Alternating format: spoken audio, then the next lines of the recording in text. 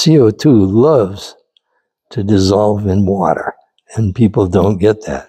Turns out that as we add CO2 into the atmosphere, it wants to go into the ocean, and it does. A third of all the current production of CO2 is sequestered almost right away in the ocean.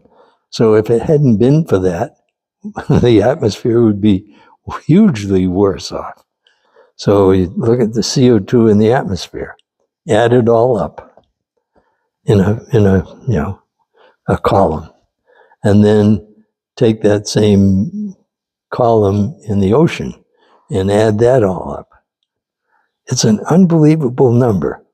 99% of all the CO2 in that two reservoirs, is in the ocean. Well, all of a sudden you go, oh, so the CO2 in the atmosphere, that's what's creating the problem. But it's being run by the CO2 in the ocean, no question.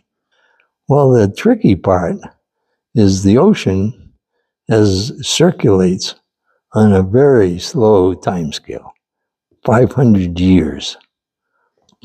So as you're adding CO2 into the ocean, it's kind of lazily taking it away, putting it down deep.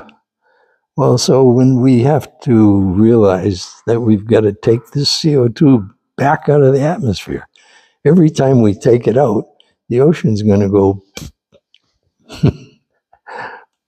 So we got to take it out of the ocean too, and that's 99% of all the CO2.